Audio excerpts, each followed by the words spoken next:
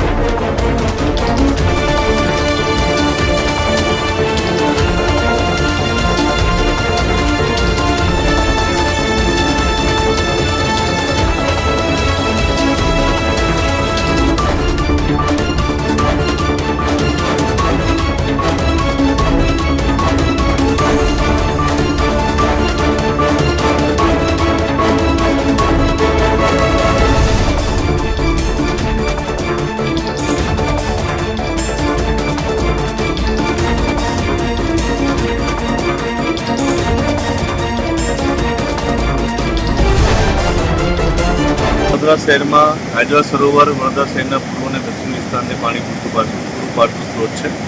ગઈકાલે થયેલા વરસાદને કારણે આજવા સરોવરની સપાટીમાં વધારો થયો છે.